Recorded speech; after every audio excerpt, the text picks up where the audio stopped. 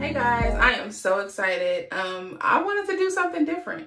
I feel like I never really just talk to you guys. I kind of make posts and put things up that I've accomplished or things that I'm working on, but I wanted to have a conversation with all of my IG, Facebook, YouTube fam and friends, and I wanted to talk about healing. So I released Dear Young Me. It's a devotional and journal to heal your inner child. One of the questions that I was asked is, what steps exactly did I take? And I thought it would be a really cool idea to just kind of take you guys through each step and read the devotional that I wrote that goes with it. So I'm going to do that over the next couple of weeks. So this is the introductory video. The 4 steps are acknowledge, reveal, feel, and heal.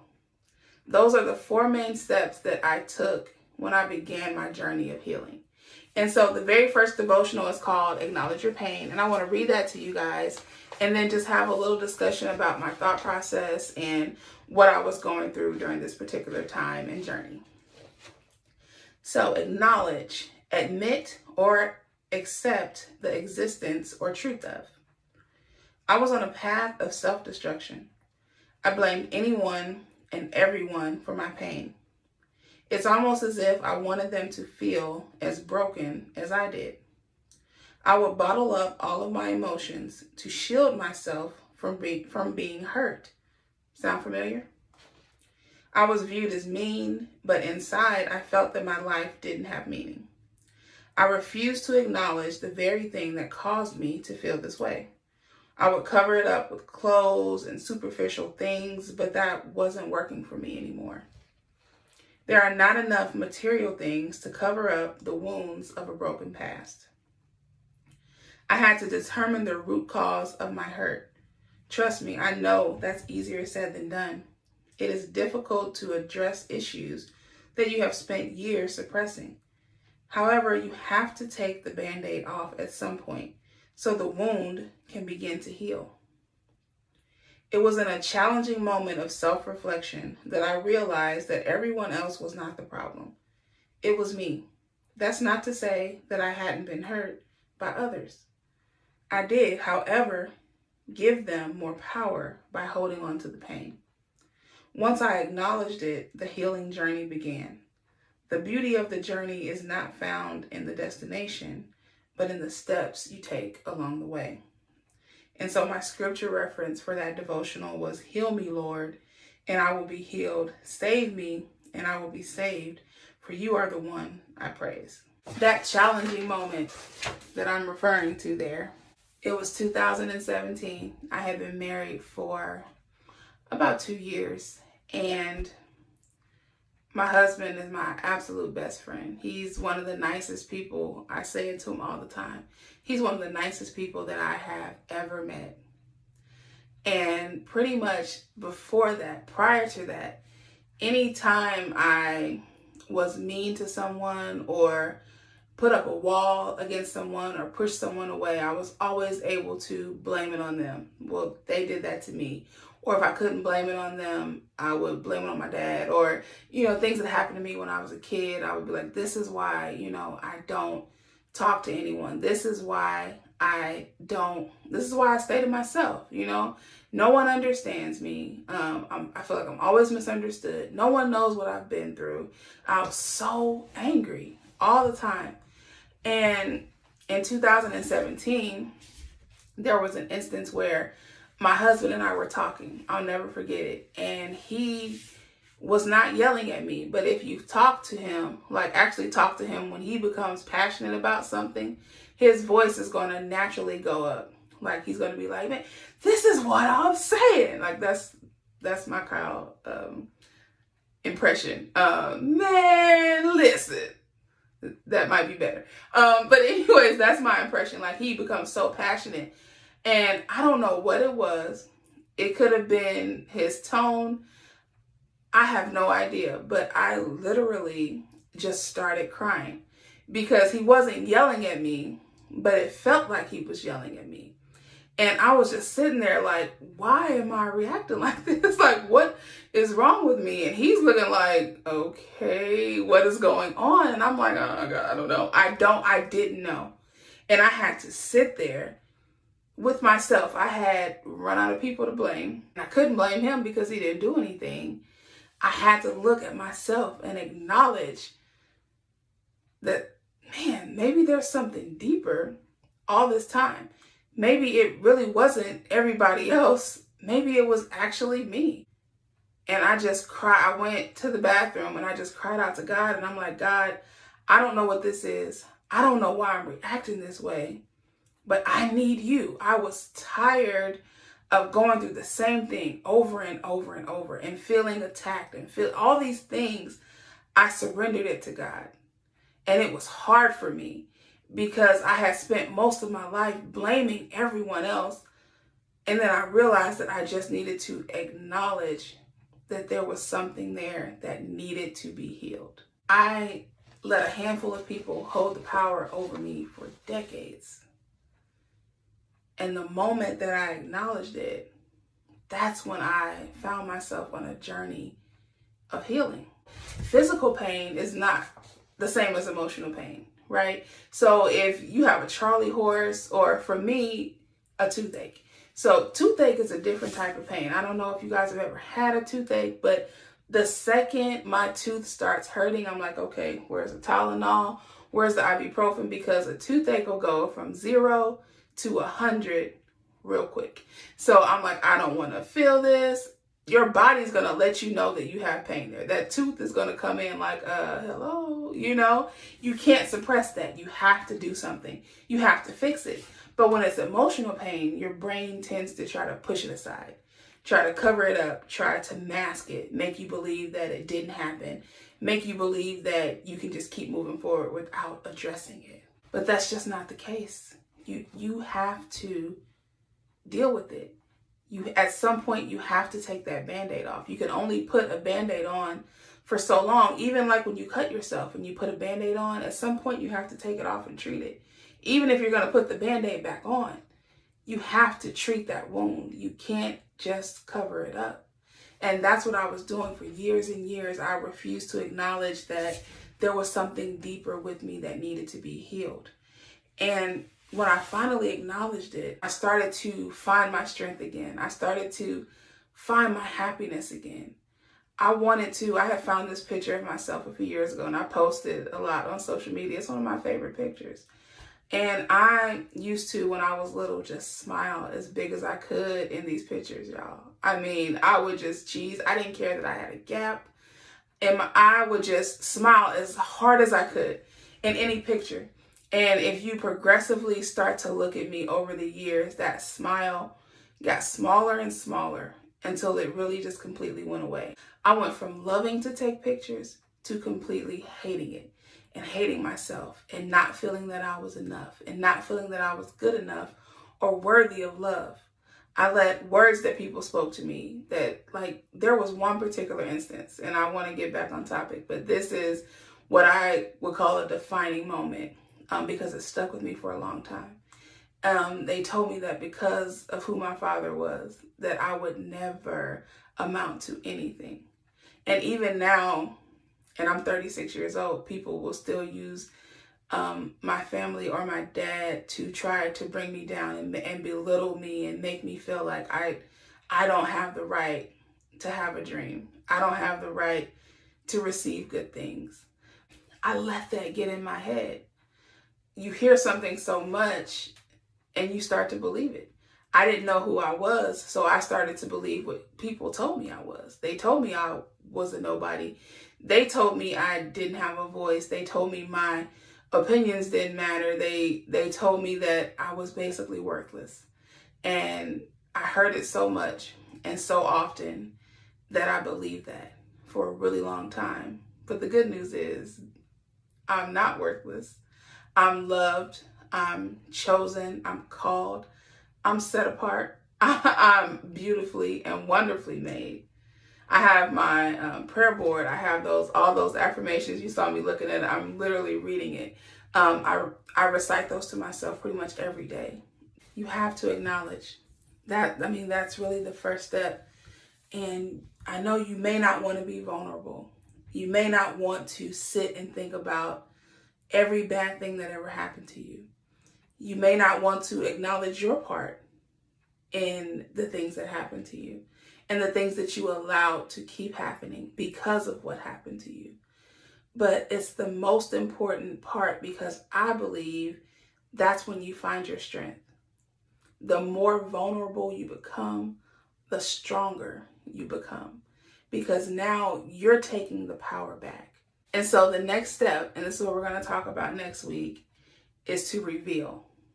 And one of my favorite devotionals is called Dig Deeper. Why, when, how? Dig deeper into those things. This was just kind of an introduction into this conversation of healing. It's such an important conversation. I wanted to write this devotional because I wanted to inspire other people to start their journey to heal. And you're not healing yourself. You're taking steps to become a better person. And I'm not doing this alone. And that's why it's a devotional. You're not doing this alone. We're doing this with God. We want God to heal us, but we have to put in the work. Healing is an inside job. You have to take the necessary steps, and you have to be willing and ready and open to heal. It's just like the story I used when I said you're in physical pain, you have a toothache, you have to get up and get the Tylenol, and you have to take it and you swallow it and it goes down inside of you. But once it's inside of you, then it does all the work. There's nothing else that you can do. And it's just like that on this journey of healing with God. You have to get the word of God down in your heart. You have to get it in your mind and your body. And once it's there, and once you invite God into your heart, then he can do all the hard work, right? But you have to take that first step, and you have to acknowledge the pain. So guys, thank you so much for tuning into this. I really am excited about these conversations. I think they're needed, and I think they will be impactful. Join me next week at the same time. I'm going to be talking about step 2, which is to reveal. See you guys next time.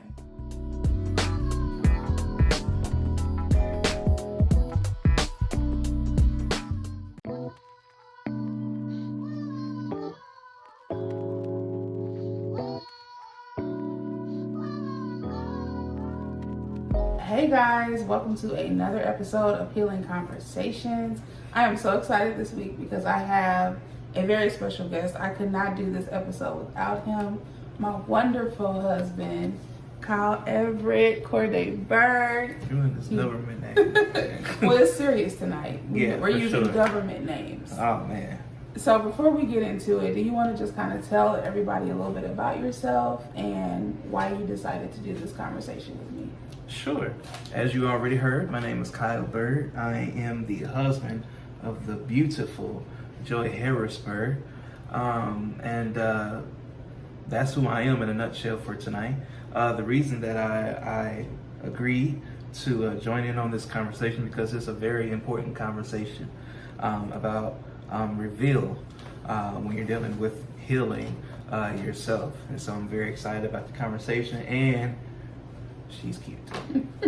So I'm ready to get into it. Let's go. So as you said, step 2 this week is to reveal. And so when you look at the definition of reveal, it means to make known. And so for me, the main way that I revealed that I had issues from my childhood was through triggers. And let me tell you, I didn't know I had so many emotional triggers until we got into a serious relationship. So the devotional that I'm going to read today is called Pull the Trigger. And it's about an experience that we had, I think it was like our first year of marriage. Yeah, read. I didn't know about triggers until I got into a serious relationship. Emotional triggers are the surprises that we get when someone we love or a situation causes us to have a reaction that we haven't processed yet. Growing up, my father struggled with alcohol addiction. There were times that he would raise his voice at me in anger. You don't realize how these things affect you until you get older. I spoke earlier about my husband elevating his tone with me. He wasn't yelling, but it took me back to a moment in my childhood. I felt like the little girl being reprimanded by her father, and I didn't like it. My husband was pulling on a trigger that I didn't know existed. Your emotional triggers are old wounds that need to heal. Trust me, I know that is easier said than done. First thing you have to do is realize what is happening now is not what happened then. Next, you have to determine what you were feeling at that moment and rid yourself of that belief. For me, I felt helpless as a child, but that was no longer the case. I replaced that negative feeling with a positive one. I went from feeling helpless to feeling powerful. You have the power to control your emotions and how you respond when triggered. Once you release your old triggers, you can view the world from an entirely different place, instead of through the eyes of your scared inner child. Time does heal all wounds, but not until after the wounds have been felt. So my scripture reference for this devotional was Psalm 30:2, and it says, Lord, my God, I called to you for help, and you healed me. So I wanted to just talk a little bit about this moment, this trigger that I had with elevated voices. So I mentioned in the devotional that my dad struggled with alcohol and also substance addiction. So whenever he was in his intoxicated state, somehow I would find myself around at the wrong time, it seemed like, and he would yell at me or like pick at me a little bit. And for the most part, I just kind of brushed it off because I'm like, he's intoxicated. I'm not going to worry about this. I'm going to think about something else. I used to daydream a lot when I was a kid. Daydream that I was somewhere else doing something else and just push those thoughts aside. The problem with that is when you don't process the pain in your past, right, it has a way of sneaking up into your future. And that's exactly true what it did on what seemed to be a harmless conversation that we were having.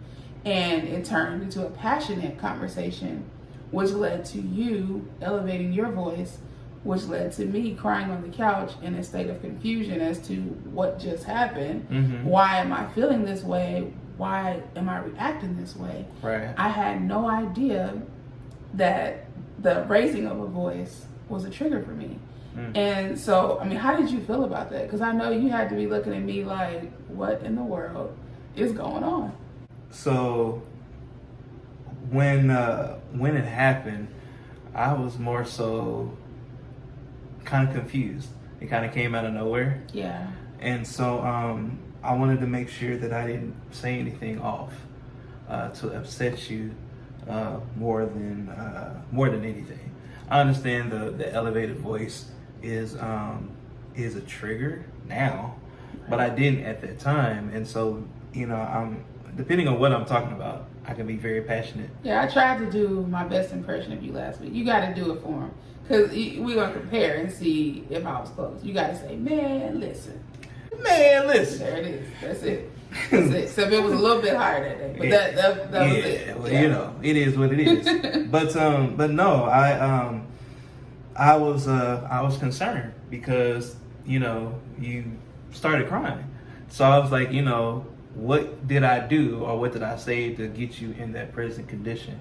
Right. And so, after everything was said, you kind of told me exactly what was going on. And so I was able to kind of adjust and understand that I was pulling a trigger that I didn't know existed. Yeah, because you didn't know. Right. And so that's the important thing.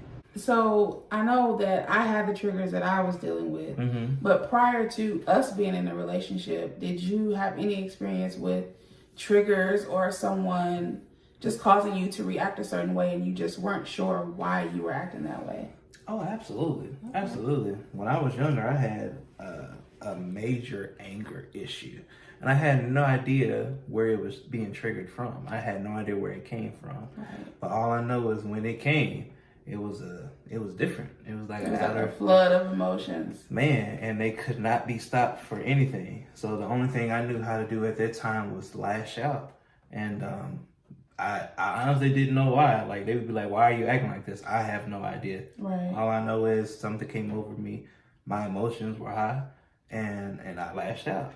So I definitely understand what it feels like to have triggers pulled. And how can you describe that feeling? I know, like, for me, it just felt like I was there but I wasn't present. It's Right. almost like I had literally went back or reverted back to being a child, even though I know who you were and I know who I am, but it's like my inner child was just like crying out. Like, did it feel that way? Did it feel just like a total out of body experience? Absolutely. It felt like a complete outer body experience. Like no control.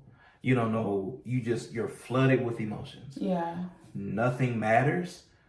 All that matters is you and how you feeling at that moment. You don't know anything. You almost lose yourself. Right. You just completely lose focus. You lose yourself, and it's almost like an emotional blackout. Yeah. You know. And I mean, how do you deal with that? Because we're talking about you need to reveal your pain, but how do you reveal your pain? Like, let's say we were not in a relationship, right? And so I wasn't pulling on any triggers. How can you reveal pain that you have without being triggered? Man, that's a great question. I think the best way to reveal pain without being triggered is try your best to do a self awareness. Try to be self-aware of who you are and what you do like and what you don't like. Right. Just on a surface level. You know what I'm saying? So if you know you don't like certain attributes that people do, okay, why? Is it just something you just don't like? Or is there a trigger that's involved in that? Or is it something deeper? Is there something that you need to explore? Yeah, you need to explore. Yeah, you get that reaction. Absolutely. So kind of like self-evaluation, like evaluate the relationships that you do have. And if you keep running into the same situation with every single person that you're around, maybe it's not them. Maybe the problem is actually you. Yep. Maybe there's something that's actually deeper that you need to deal with. And honestly, that's something I wish I would have done before we got married. Because when we were dating, we were just in love and, movie time, Denny's, let's do this, let's do that. But as far as like those deep self-evaluation conversations and those hard conversations about our past and our life, I think that's something that we could have definitely had more of. Absolutely. And just like leading into that, how do you discuss your triggers with your partner? Because that is a hard conversation. Very much so. I think the best thing that we did is we became friends first. Right. You know what I'm saying? So it wasn't like, hey, you kind of fly. Let's go hang out. You know what I'm saying? It was more so on, the first thing I said to you was like, yo, you like movies? You was like, yeah. I'm like, yo, let's go to one. Right. Nothing, we were just cool. We like movies. And from that, we evolved into a good conversation and became friends in the process. And so I think you have to be comfortable. And the reason I say that is because of this. If you're not friends with your spouse, then it's going to be very hard to have a conversation that's really deep and serious. Right. Because you have to understand how they communicate, how you communicate. Right. You know what I'm saying? Yeah. So you have to be friends first, but you also have to feel like you're in a safe place to have that conversation. A safe space for healing. Absolutely. A safe place for healing. Absolutely. And a safe place to reveal. That's true. You know what I'm saying? Because sometimes that reveal is hard because if you pushed it aside, right, then more than likely it's something that you don't even want to think about yourself, let alone talk to someone else about. Absolutely. So definitely creating a safe space where you can just be vulnerable and transparent with whoever it is. If it's not your partner, if it's a therapist, if it's your pastor, if it's a trusted friend or family member, anyone, it has to be a safe space for you to feel comfortable to do it. And so like once you reveal it, right? You expressed it to whoever you need to express it to. Right. You know that there's something there. What do you do with it? You, well, first of all, you, like you said, you have it, you revealed it, you've talked about it. The next thing to do is honestly, first of all, applaud yourself for one and be like, you know what, hey, this is the first step to the next step. Yeah. You know what I'm saying? Yeah. Like, this is the first step to realize that, you know what, hey, I understand, I recognize what's going on, and so now I'm able to move forward one day at a time. Right. You know what I'm saying? That's so good. Yeah. just being good and just understanding where you are. Again, self-awareness. Yeah, that's so true. And something that I had thought about earlier is that You have to determine what to do in your pain and what to do with your pain. You cannot successfully heal unless you know what to do in your pain and what to do with your pain. So what I mean by that is that in your pain, that's when you gain perspective. That's when you realize that, hey, there's something deeper going on that I need to heal. Right. And then, but you can't stay there. You have to make the decision on what are you going to do with that? Absolutely. Are you going to bottle that in? Are you going to just blame everyone else? Are you going to say, there's no hope for me? I'm broken. All these people hurt me. I'm not going to do anything. It's not on me. It's on them. Or are you going to take the steps and put in the work to heal? And that's what I had to do, because I was in a period in my life where I realized I was broken. This is even before us. I knew that I had some issues. I didn't know to what extreme. Right. But I was on this path of, they did this to me.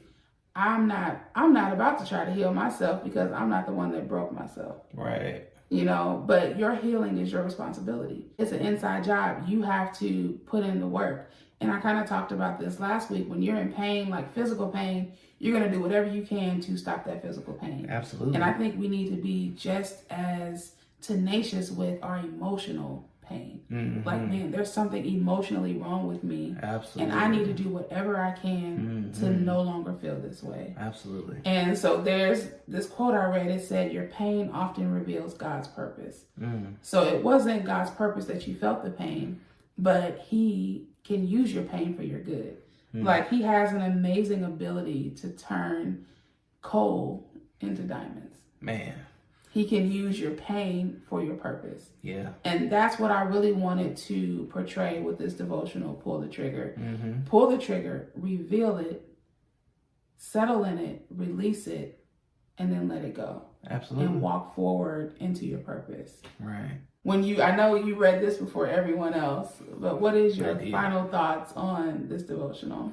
You know, my final thoughts on this devotional is simply this: reveal is necessary. Yeah. You have to.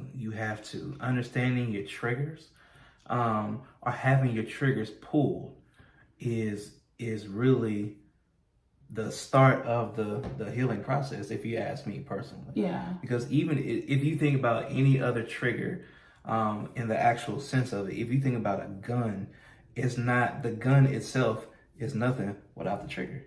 Right. You have to have that trigger in place for you to even use the gun, because without the trigger, there's no purpose for a gun. Wow. You know what I'm saying? That's good. Yeah. So you have to have a trigger to recognize the fullness of what you need to go to the next step. That's so true. That is so true. And once you know those triggers and it's revealed, step 3 is to feel. And so next week I have a special guest that's coming, and we're going to talk about feeling all of the feelings. And so I want to thank you so much for doing this with me, and for not the grateful hands. Grateful hands. Grateful. These are our grateful hands. Grateful hands. I want to thank you for doing it with me. I really do appreciate it. Thank you so much for watching and subscribing if you haven't subscribed to All Things Joy. Hit that like button. Yes. Or smash that subscribe button. Subscribe, because I have some really great guests that are going to come, and we are going to heal together. So I will see you guys next week. Thanks for watching. Peace.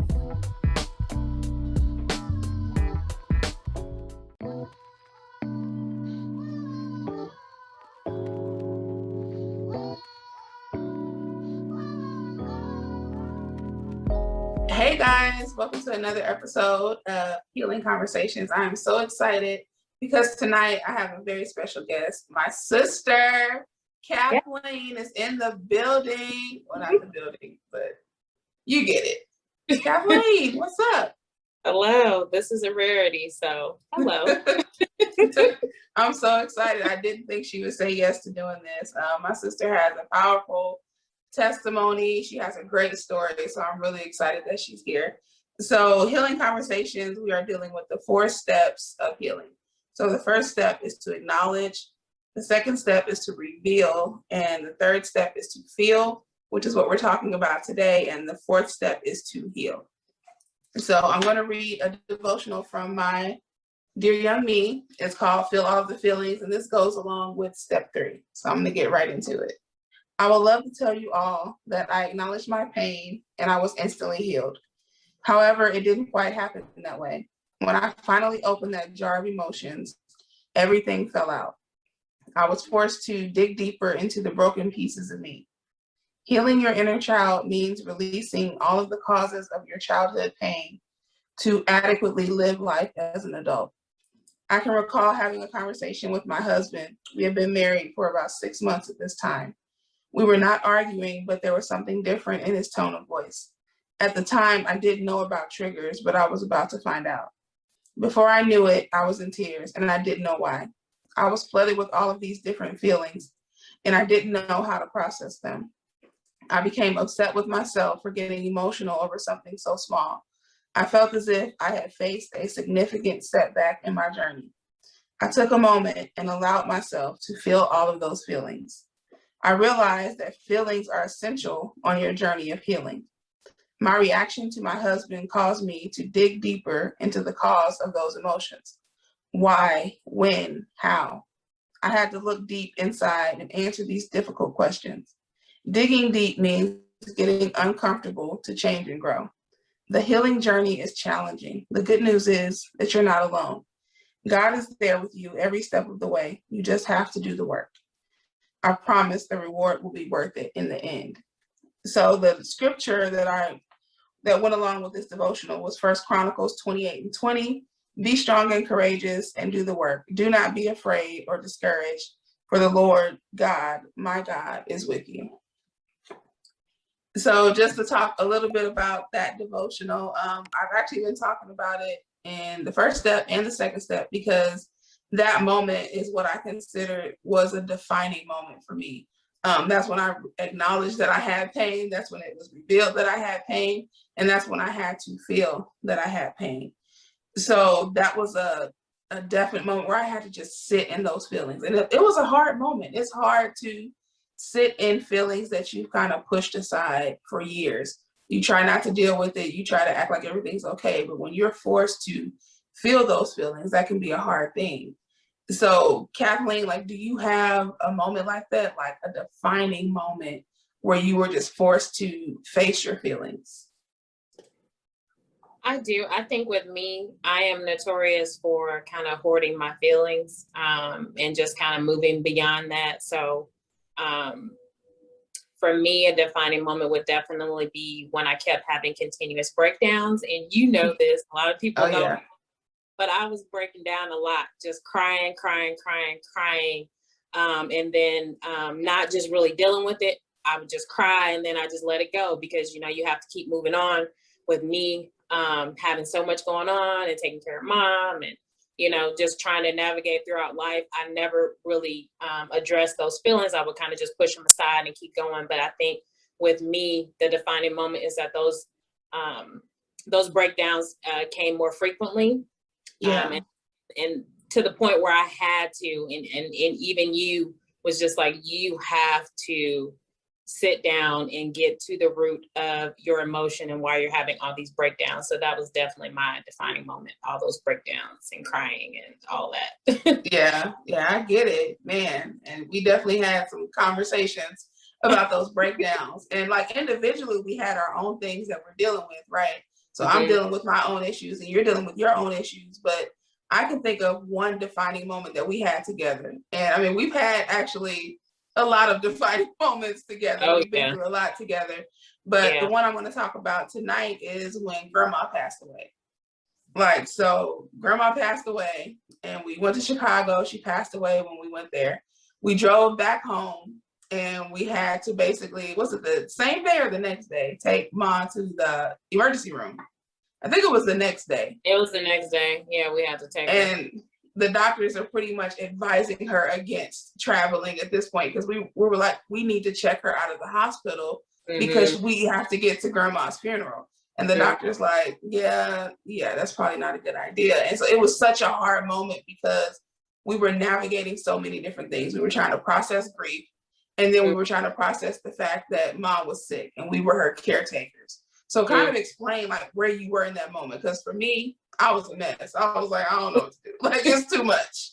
I think that was a hard moment because it started even before Ma got sick when we found out that grandma, and this is our maternal grandma, had cancer. And then that escalated and then she was on hospice. And then, you know, she passed away. And then Ma got sick. We trying to plan a funeral, Right. everything together. She was sick herself, and like you said, we didn't know honestly if she was even gonna make the funeral. It was that bad. But Right. me in that moment, I was just trying to be what I've been most of my life, and that is the strong person, concealing my feelings about how I felt during the time, and not even really taking the moment to actually really cry and settle in that emotion and what I felt, because there was a Right. lot. We had never planned a funeral before.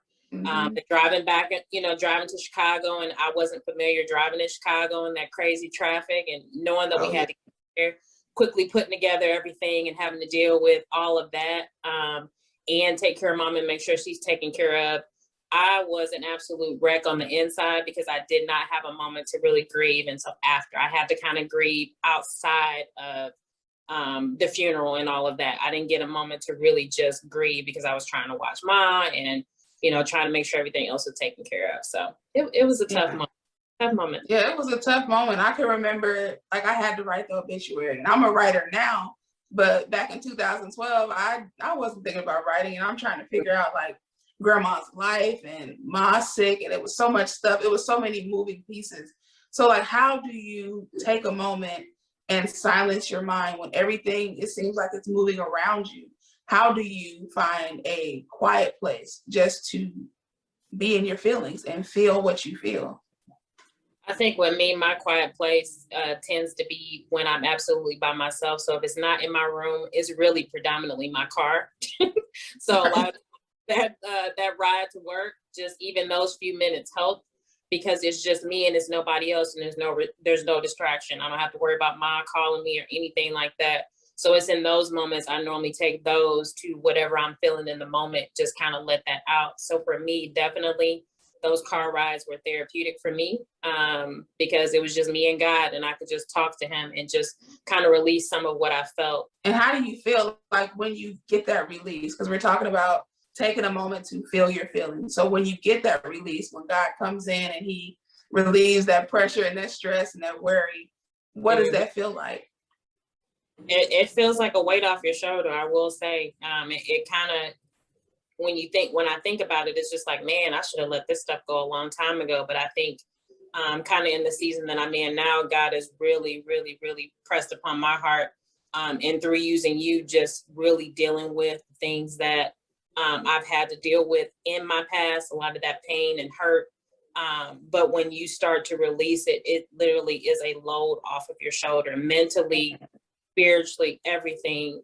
You start to notice a shift in you. And I think even you can attest to the different Yeah, things and just kind of how I've evolved, from how I was and right. am now. Just that piece is just unexplainable. So I honestly wish I would have done it years ago, but really it wasn't until I started having those frequent breakdowns that I realized, okay, there's something here. There's a reason why I keep having these breakdowns. Right. Deal with Yeah. it. Once I started to deal with it, it was just Yeah. pulled off of me. So for you, like last week, I talked about, for me, triggers. So in the Feel All the Feelings devotional, Kyle elevating his tone of voice was related to, I guess, daddy yelling at me. And so it triggered something that needed to be healed. So for you, it was those breakdown moments. You're like, why am I breaking down? Like, there has to be something deeper there, right? So once you realize that and you feel the feelings, you acknowledged it, you revealed it, you feel it, what Mm-hmm. do you do? Like, who do you turn to? What do you do with those feelings? I think the most important thing is because God reveals to heal. So if he reveals those feelings, you have to let them go. And once you let them go, that means truly letting those feelings go. You can't keep picking them back up, because then it becomes a cyclical cycle. It's cyclical. You just over and over again, you're rehearsing Right. those emotions and that pain, and you're not getting anywhere. You're kind of stagnant in that one place. So I think that it's important that once you give it to God, give it to him and leave it there. Forgive and move on. And I mean, it's not an easy process. I'm still in the middle of that. I wouldn't say, but I'm making progress. Right. But I would say definitely let those feelings go and give them to God, and just allow him to just to kind of lead you and continue that healing process. That's the best thing to do. I agree. And I'm going to throw something in here. How would you define being healed? Like, what does healing look like to you? True healing is when, and I can't even recall who said this, but I think for me, like depending on who's hurt you or, you know, whatever you went through in your past, if it's that hurt comes from somebody, if you have the opportunity to say, kind of get them back, then I feel like, and you don't do it, to me, you're fully healed from whatever that person did to you, because you Right. could if you want to, but if you choose not to and you're at peace, then you truly heal from that. But when you're constantly rehearsing over and over again what somebody's did to you, and that Yeah. becomes trigger, then you're not fully healed from that, and you haven't truly fully forgiven that person. So I think for me, true healing is when you have fully let it go to the point that even if it's brought up again, you know, somebody, you can talk about it, you can talk freely about it, and you don't get angry. You know, with me, certain things I couldn't even talk about it. Oh yeah. It would Yeah. make me so mad talking about it. Those feelings would just come back. So for me, that healing is being able to talk about it. I'm not angry when I talk about it. I'm at peace. It happened, yes. I dealt with it, yes. But I have a peace that's unexplainable about that situation. To me, that's healing. So Yeah. Yeah. I mean, I think that's like the perfect definition of what being healed is. If you can talk about it, and I think we have an instance that we share together that as soon as we start talking about it, we be like, man, I'm mad all over again, just thinking about it. But now if we sit down, we can just kind of laugh at it, like kind of like we're doing right now. Like, you know what? It happened, but what can you do? All you can do is acknowledge it, reveal it, feel it, and do your best to heal from it. And my point with this devotional, like the message I want to get across, is that you can heal from things that happen to you, and you're not doing it alone. If I can't stress anything else, is that God was that final piece of the puzzle. I used an analogy in my first healing conversation about physical pain. So if you have a toothache, you have to get up and you have to take the Tylenol and you have to swallow the Tylenol. And once you swallow the Tylenol, once it gets down on the inside of you, then it does all the work. And it's the same thing with God. We have to bring God into our life, into our heart. And once he gets on the inside of us, then he handles all of the work, all of that hard stuff that we can't really deal with. That's where he comes in. I mean, that's why we have the Holy Spirit. That is us to be able to fully heal. So we have to rely on the Holy Spirit to fully heal us. He'll reveal it first, and then he will heal, definitely. So, and I think a lot of people need to understand too that healing is definitely a process. It's not something that happen overnight. So even though the Holy Spirit will help you through that process, you have to be patient with yourself to know that it's not going to happen overnight. There's a lot of things, especially if you repressed a lot of feelings over the years, it may take you time to really delve into those feelings. And a lot of times you don't want to go back to that stuff. It's painful, hurtful. But one thing that I've learned and I'm learning is that God has been there every step of the way. And even in the most painful memories, he's still constantly there to remind me, look, I'm here. I know it's painful, but I need you to deal with this so you can move on, because you're never going to move into your purpose if you're constantly focusing on your past. So right. And you know, that's my thing. You cannot fly if you're still weighed down by things from your past. Like if you want to move forward to your future, you're going to have to let those things go. And I want to thank you. I'm so proud of you, first of all, for coming on Healing Conversations. I want you guys to come back and join me for the final step next week. I have an amazing guest that's going to come on and talk about healing. So we've acknowledged, we've revealed, we feel, and she's going to walk us through some steps on how to heal. So thank you guys so much for tuning in. I will see you next week. Peace. All right. Bye.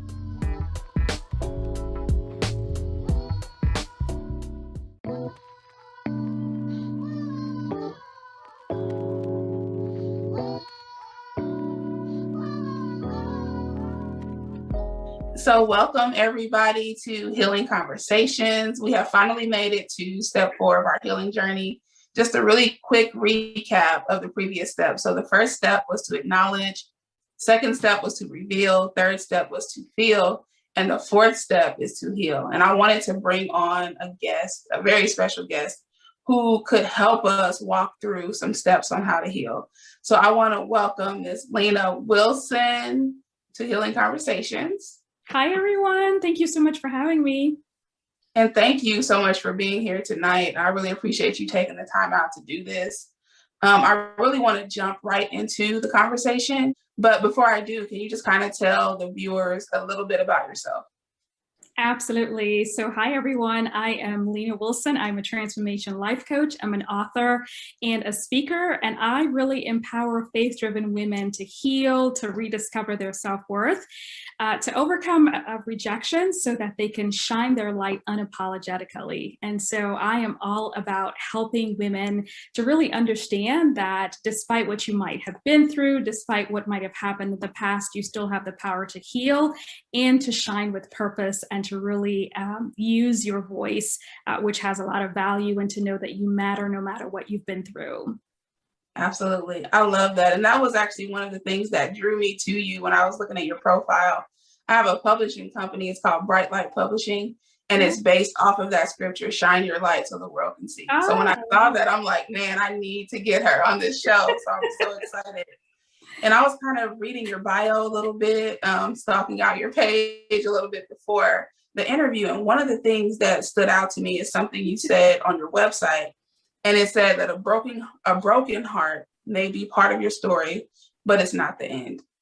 And I know for me, I've had moments in my life of complete brokenness. And it seemed like I would never heal from that pain. Like it was just an empty moment. So can you just kind of give us some advice on how we can move from brokenness to breakthrough? Absolutely. So there are different things that you can do, but first of all, you have to believe and know that, as you said, it is not the end of your story, right? So whatever we go through at the moment, and in that moment, we feel like there is no light at the end of the tunnel. We feel like we're never going to get out of this space. So you actually touched on some of the things, but first of all, you have to be able to say, I am hurt, I'm wounded, my heart's broken, acknowledging, right, which is what you said. And then, of course, you have to be really self-compassionate. So you have to give yourself grace in the process and understand that even though you may have been through something, many times it's not your fault, right? It may not have been your fault. However, we all know that even though things may happen to us and it's not our fault, it is our responsibility to do the work to heal. No one can do that for us, right? And so you have to realize that you have the power to heal, and you have the power to recover, and you have the power to take intentional steps. So what are some of those intentional steps? Well, first of all, when you acknowledge that you've been wounded, the next thing that you have to do in some cases, really in many cases, is forgive. And forgiveness could be making the decision that you're going to forgive those who have wounded you, those who have caused you harm. But a big piece of forgiveness is really forgiving yourself. So many times we continue to stay in a broken place because we're carrying all these feelings of guilt, feelings of shame, feelings of embarrassment. And those feelings sometimes keep us in this very broken state. And what we have to do is realize that what happened to us does not define us, right? It may have happened to us, but it doesn't define us. I think also part of that joy is realizing that that situation, whatever it was, is not who God created us to be. So what we do sometimes is we go through those horrible moments and we allow that moment to define us. Well, regardless of what you've been through, you are who God says you are.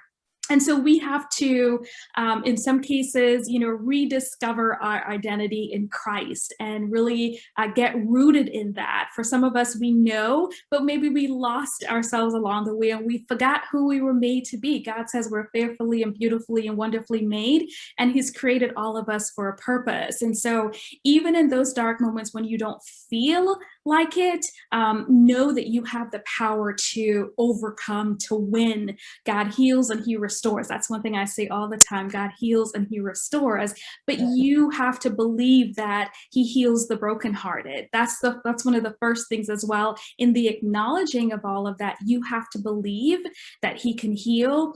And then you have to take those intentional steps by really aligning your identity with who Christ says you are, forgiving others, forgiving yourself. And also what's really important is making sure that you assess your environment. That could be where you are, that could be people that are attached to you, that could be relationships. And you have to make the decision that in order for me to heal, I have to remove myself from toxic spaces. And sometimes toxic spaces become our norm because that's kind of what we've gotten used to. But when you start healing and you rediscover your worth, you realize that you deserve so much more. And what you were able to once tolerate, you realize that that's no longer going to be aligned with who you are becoming. Right. Right? Absolutely. Yeah. Yeah. And I love that. One of the things you touched on is you said you have to believe. And that was one of the things that I wanted to talk about, because I know you specifically deal with faith-based women. Mhm. And for me, my faith in God is everything. I couldn't imagine navigating my life without him. So how important is your faith in relation to your healing? You have to, first of all, believe that God heals the broken, right? You can't heal and believe that you're going to be healed if you don't even have faith in what his word says and what his promises says. It's also important that you believe in your ability and your power to overcome whatever you've been through. Because if you don't even believe in your ability to navigate those tough spaces and to overcome those very painful and broken pieces of your life, you're always going to fall into that victim mentality. So your faith and your belief is how you move from a victim mindset to a victorious mindset, believing that I don't have to stay here, but I have the power to win and overcome. And through that victorious mindset is how you move from that place of maybe feeling defeated, feeling, lots of shame and guilt. That's how you move from that space into a space of owning your story. And through owning your story, you really learn to develop your power, and you start really shifting how you think. And when you shift how you think, you can then shift your emotional wellness.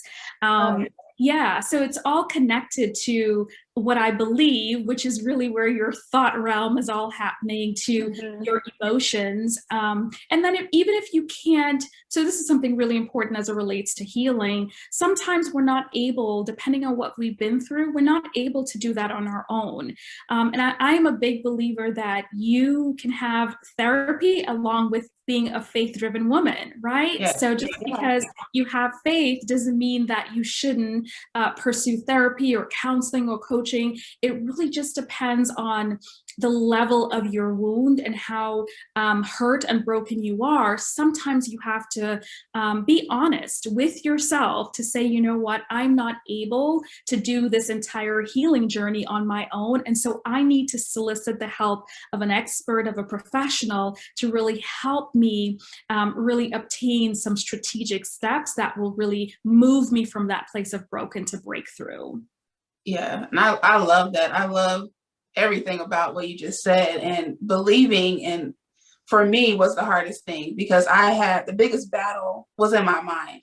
It seemed like I couldn't get past the thoughts of what people had said to me. So I would try really hard to believe, but in the back of my mind, I would just overthink every situation. I would feel like people were talking about me. I would feel like I could never overcome the pain of my past and really move forward. I read somewhere it said, if you want to heal your heart's wounds, you have to start healing your thoughts.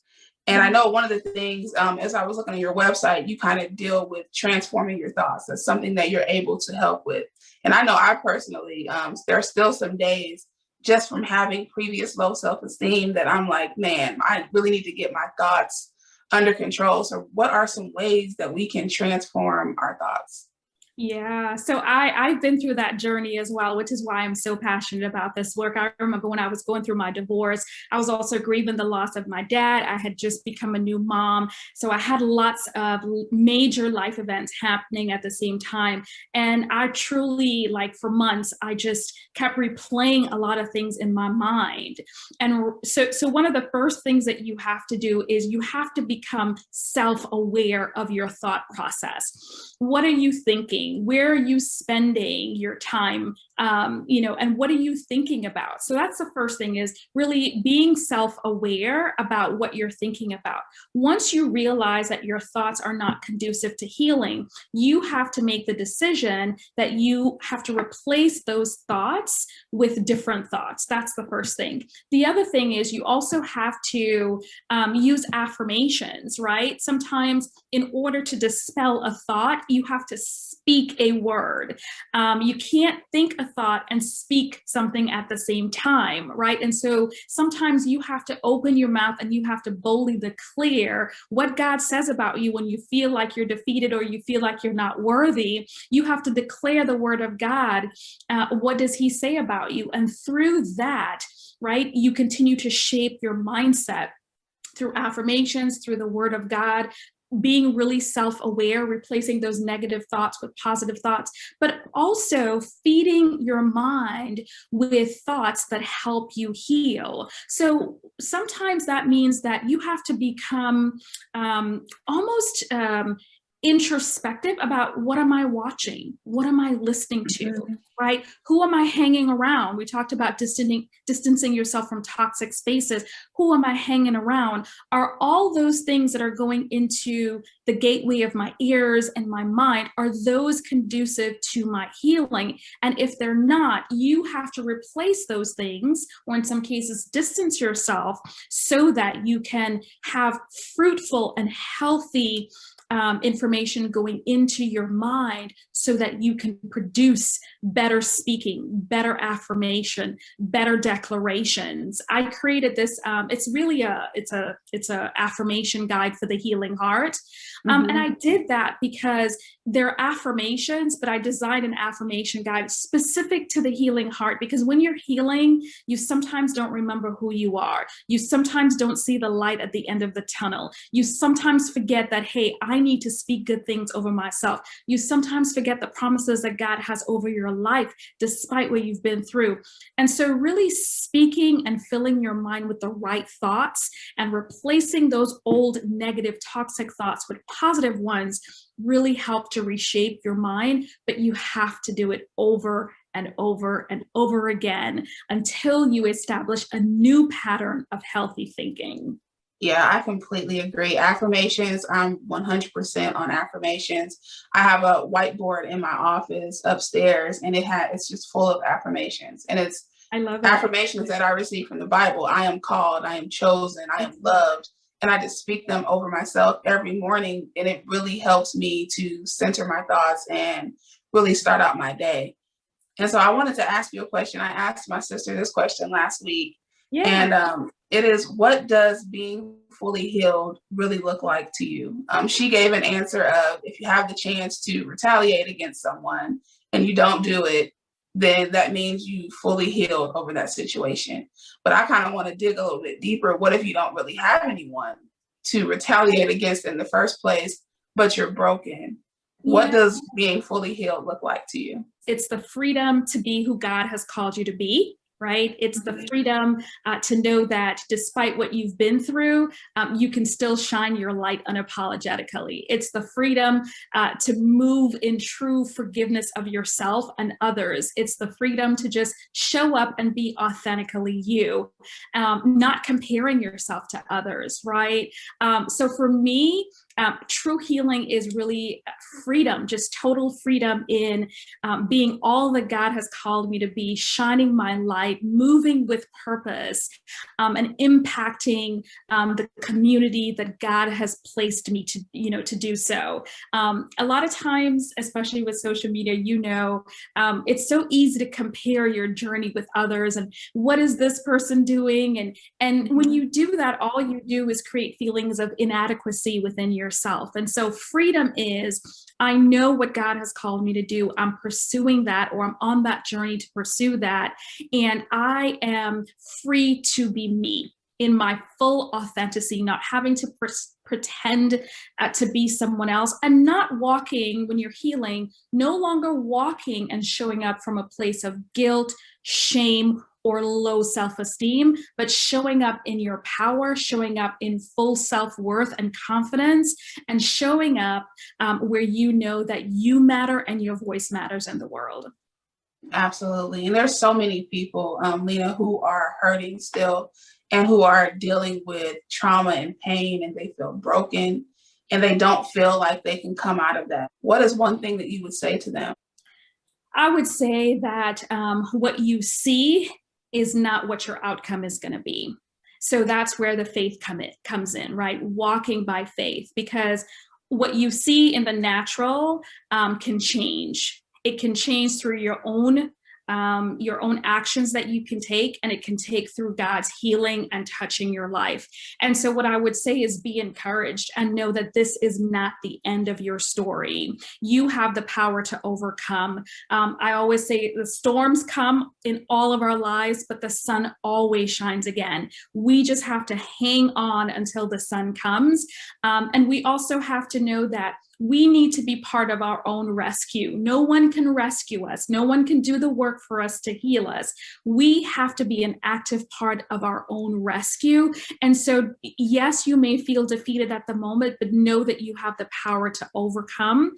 And what you survive can be someone else's survival guide. And so don't diminish that what you go through is just for you. God has a bigger plan and a bigger purpose for your life. And so move through the process of healing. Do what it takes to get your healing, and know that greater is on the other side of your brokenness. I love that. And that's really the message, even of my book, Dear Young Me. Healing is an inside job, but you have to put in the work. But the good thing about it is that we're not doing it alone, is that God is with us every step of the way. He's guiding us, and we can get through it. We can live a healed life. So I want to thank you for taking the time out to do this conversation. I really, really appreciate it. And I just want everyone who's watched these past 4 episodes to feel brave enough now to heal, even when it hurts. It takes courage, but I believe we all have the courage, even if we have to dig deep to find it. Absolutely. So thank you. Yeah. And I just want everyone to save the date for June the 17th. I'm going to have Dr. Reva Robinson. She's a functional medicine doctor, and she's also a best-selling author. And we're going to talk about you being more than enough. So thank you guys for tuning in, and I will see you next time. Peace. Bye.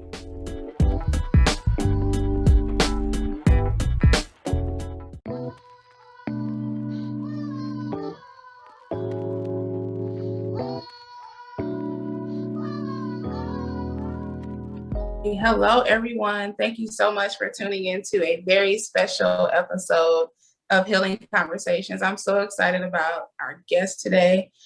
She is Reva Robinson. I found her on social media, and I was so inspired by her profile. I had to connect with her. So Reva, welcome to Healing Conversations.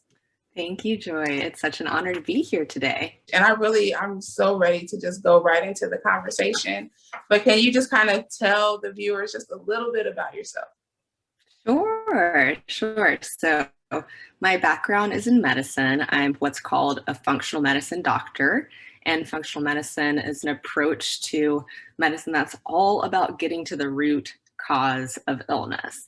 And so in my practice, I've had the beautiful opportunity to work with a lot of women and some men, but really get to a lot of those issues around stress and nutrition and all those lifestyle factors that are really the thing that are the drivers of the diseases that we're experiencing today. And especially during the pandemic with the increased rates of mental illness and anxiety and all that. A lot of that comes down to our ability to cope and create a lifestyle around us that supports our mental, emotional, spiritual, and physical well-being. Absolutely. And that's why I was so excited about this conversation. We're talking about being more than enough. And I know for me, that's something for years I struggled with. I didn't feel like I was enough. And even with my weight loss, it's like I would be really motivated. And like a couple of years ago, I lost 100 pounds. And it just Wow. seemed like it just slowly crept back. Not all the way. I can happily say it didn't all the way come back, but it's still, and I'm like, it has to be a mindset, and I just definitely struggled with being more than enough and just having that self-love. So, I mean, what is that? How would you define self-love? Whew, yeah, and thank you so much first for sharing and opening up about your own struggles with weight, because that's whether it's 100 pounds or 10 pounds, our experience of that and that feeling of not being able to achieve that level of perfection that Mhm. society imposes upon us. But self love for me really means showing up for ourselves 100% and unconditionally taking care of ourselves. And that's really challenging. And I mean, and I'm sure you have a very similar situation where we have so many commitments, we're pulled in so many different directions. We have a servant's heart, so we want to do everything that we can to help the people around us, and usually our needs ends up at the bottom of the list.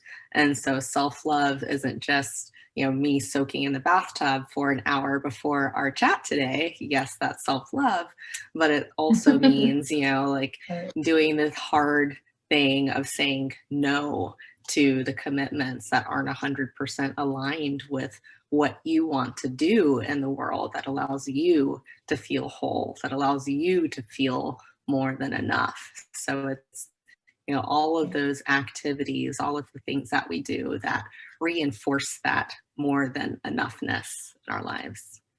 I love that. And when did you get to that point? Because I know for me, I kind of talked about it a little bit in the past episodes. I was sitting down with my husband and he had kind of elevated his tone for me. And I didn't know that it was a trigger from my childhood. It was related to back when my father used to yell at me.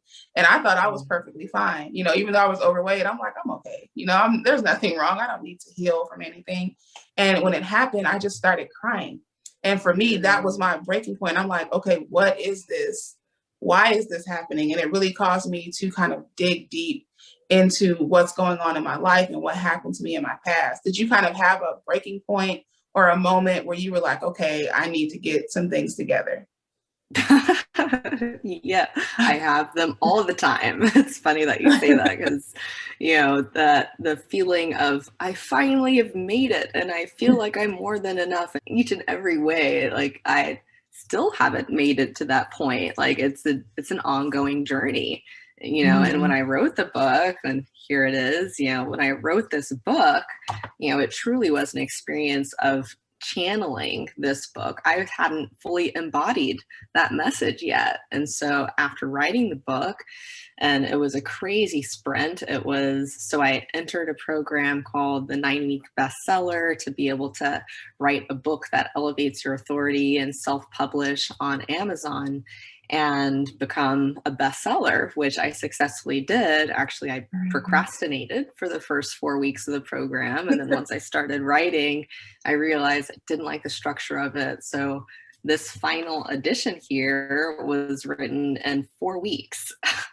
Wow. And so I was totally burnt out after launching the book. And, when we're burnt out, you don't feel good about yourself. You don't feel good about the things that you're doing. You feel like I felt almost resentful of the book and how it wore me, because I poured every bit of myself. And like it's literally like my child. I birthed this book. Mhm.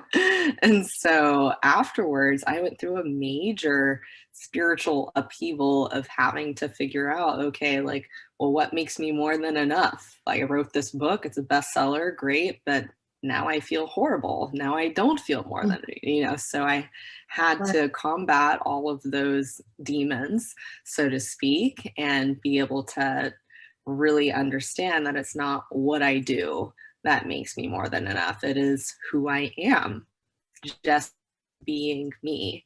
And it's really hard to strip away the layers, as there's so many ways, and whether it's our work and the compensation, or whether it's weight and fitting into the cute clothes, or the clothes, or the swimsuit, or whatever it is.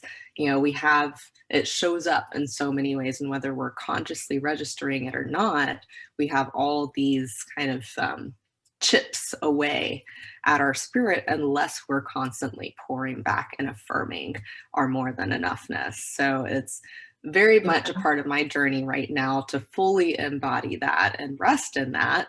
And I fully 100% accept that something will come up probably later today that will give me another opportunity to reaffirm myself. But there's moments where it's, I stay in that space and it's easier to embody it. And there's moments where it's a total fight for myself. And that's where that self-love and the unconditional part of it comes into play. Right. And so, like, I know you mentioned weight, and I, of course, mentioned weight. And this question, it's really a question for me as well. Do you think there's a connection with not feeling like you're enough and your weight and your health? Do you think those two go kind of hand in hand? Absolutely. And even, and I'll use my mother-in-law as an example. So Dana met her. That's my husband's mom, obviously. And she, when we first met, was 280 pounds. And at that same time, when Sean and I were dating, and his brother and his now wife were dating, Dana realized that, wow, my boys are going to be married, and I'm going to have to, or I get to be a grandmother someday. And I want to be able to crawl around on the floor with them and chase them around the yard and do all of these things. And I won't be able to do that if I'm this weight, or I might not even be alive. And that rude awakening for her made it so that she was inspired to go the journey. And that along the way, to see how she's been able to pour more love into herself and love herself so deeply. But for her, you would have never known just looking at her, because she's the sweetest. You would never think that she thought that she wasn't good enough. But deep down, there was a wounded soul, a young woman who'd struggled with her weight her entire life. And, I, very similar to me, even though I was never like morbidly obese or extremely overweight or really significantly overweight at any point in time, I still had this internal battle with my weight. And so we very much connected around that. And so today, Dana's 120 pounds lighter than when we first met. And she's incredible. And so to see how her life is transformed as a result of her pouring all of the love and attention into herself, it's impacted our whole family. It's impacted her life and the community that she's been able to build. And it's just been just a total transformation. And again, it starts with the self-love and affirming that we all have nurturing to do. There's not a single soul on the planet that feels like they're good enough in every single way. Exactly. Absolutely. And I know for me, like I kind of talked about it in the beginning, it's just those emotional triggers. Because it's like when you're triggered and your emotions are out of whack, I just start, the first thing I want to run to is some type of food, usually chocolate. Like that's my thing. I'm like, just bring me the chocolate and everything will be okay. Just kind of thinking about those emotional triggers. Like, what advice could you give on how to avoid being pulled into reacting and dealing with those triggers? Right, right. So I think what you said earlier about realizing, when your husband elevated his voice, it took you back to your childhood and, your father yelling. So first it comes with realizing where that trigger is coming from. And usually Mhm. whenever we're triggered into, habits that we realize don't serve us, there's a little girl wound or a little boy that's wounded.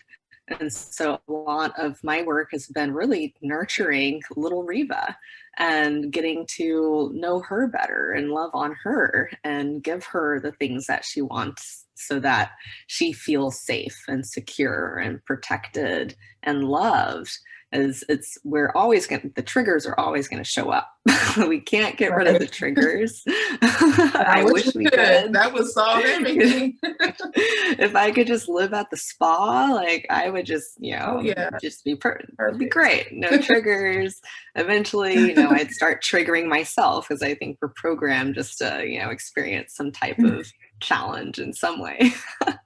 Yeah. uh, but yeah, so first, acknowledging that, there is this little girl inside of you that's hurting and to, mother her. That's been so much of my journey recently. And so acknowledging that the triggers will come and coming up with a plan. So acknowledging, okay, I'm triggered and little Joy is hurting and she wants chocolate because that's Mhm. always made her feel better. But as Oh her yeah. mother, I'm going to decide to do the more loving thing, the hard love. It's saying, no, you can't have that right now. I know you Mhm. want it and it's so delicious and we're going to have it later. But for now, we have goals. Literally having those, I have so many conversations with myself. Like if you could see inside my head, you probably think I was schizophrenic because I'm always like just talking to myself. But I find Right. that's a much healthier way about, moving forward in the direction that we want instead of beating ourselves up, as we're really good at having a conversation with ourselves where we're beating ourselves up for the things that we're doing wrong. Right. So if we do that, then we can also do the opposite and be kind to ourselves and show ourselves compassion and know that, okay, no matter what, I'm more than enough. Even if I do eat this chocolate, I'll still be more than enough. But what feels more than enoughy, if that's a word,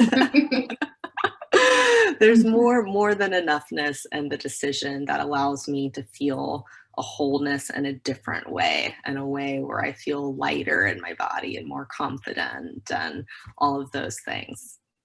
Absolutely. And that was I think the biggest battle for me was not being so hard on myself. And so when I wrote Dear Young Me, I wanted the message to be healing is an inside job, but it's also a process. Like, don't let anyone tell you that you're just going to walk through these 4 steps and then you're going to wake up next week completely healed, because that's absolutely not the case. Like, those triggers, those struggles, it's a constant thing. And I love what you said about it kind of being a mindset. Like, you have to talk to yourself. And I have conversations with myself as well. Sometimes they don't go as well as they should. I give in, but I love the idea of nurturing your inner child, like, because that's really the root cause of everything. What advice would you give someone who is struggling to feel like they are more than enough? Mm. Well, the first most obvious one would be to pick up a copy of my book. At first, there's that part of me that feels like, oh, I'm being too self-promotional. And like, no, seriously though, it's like I can, in the place of utmost humility, say that like this book will change your life. Like if you are receptive Mhm. and open to hearing this message, like I had to hold like bring this message to life at a point in my life where I didn't believe it and I still had to push it out of me. So like this is a piece of work that it's divine. And so reading the book and then, going through that same process of like evaluating, like there's so much on our journeys that we get to do. So sometimes it's Okay, well, maybe it's my career that's the thing that's running me down so much that I don't have the time to do all of these things for myself that will allow me to be healthier and happier and all the things. So it's really about taking a step back and evaluating, like, what are those obstacles to me feeling good enough, to feeling more than enough, because good enough, that's still settling. So, what Mhm. are those obstacles? Be real. Like, it's probably going to be a very hard conversation because some of it might be related to some very close relationships in your life, and you might lose some people. There's probably people, if you're feeling so down on yourself, they're probably either people, whether they're physical relationships or people in the media or whatever, like social media, like what are those things showing up in your life where you are feeling not more than enough, and eliminate them. It won't be easy, but we have to, again, like if you're a parent and your child is playing with a toy that you realize just got recalled because this toy is now like shooting out razor blades Yeah. and wounding children. I don't know, hopefully Yeah. hopefully this toy, like, you're going to take that toy away from the child because you love them, even though they love this toy and it's the coolest thing ever and there's some pleasure experienced out of it. Horrible example. But just being your own best advocate, whatever that Right. looks like, and just being committed to the work. Because I hit my head against the wall so many times. I'm like, why don't I feel good enough? But it's like, wait, it's just another opportunity to learn how to love myself in a different way. And when we realize that this is the journey that we're on for life, and I get to have fun during this whole process, regardless of what I'm doing, like, then that's a game changer. It gets to be Yeah. fun to love ourselves. I love that. Don't look at it as an obstacle, but an opportunity to learn how to love yourself another way. I'm going to remember that because I like that. And I think that's so needed, especially when it comes to the healing journey. So I really want to thank you for taking the time out. I know you're so busy, so I definitely want to thank you for taking the time out to Oh, do you're this so healing welcome. conversation. And where can we find your book and where can we follow you just to learn more about you? Yeah, so the book, it's available on Amazon, so you can get it in Kindle or paperback. And I spend most of my social media time on Instagram, but I will be getting on Clubhouse a little bit more soon. And so I'm Riva Robinson Wellness on Instagram, and just Dr. Riva on Clubhouse. And, for anybody who's interested in diving deeper with me, I'm launching my new community, Riva Wellness Society, with another virtual slumber party coming up on June 25th or 26th. The virtual slumber party experience is our Riva Wellness Society gathering, where we come together and it's a space for women to be heard, held, and healed. And so the main thing that I'm offering women through that experience is to dive deeper with my Tame the Body Shame 90-day detox, where we go through the mental, emotional, spiritual, and physical issues that are holding us back from loving ourselves and embracing our body fully, and clearing and detoxing that stuff from our system so you can show up and shine in your life. Absolutely. I love that. And I will be taking part of that. When I saw it on Instagram, I'm like, yes, this is what I need. This is the journey and the path that I'm on. Yes. So I definitely want to take part of that. And I want you guys to make sure Wonderful. you follow Riva on Instagram. I'm telling you, her profile is so inspirational. Every time I see you Aw. out there, I'm like, look at her go. It's so motivational and so inspirational. So thank Thank you you, Joy. again. Thank you for taking time to do this. And thank you guys for tuning in to Healing Conversations. I will see you guys next time. Peace.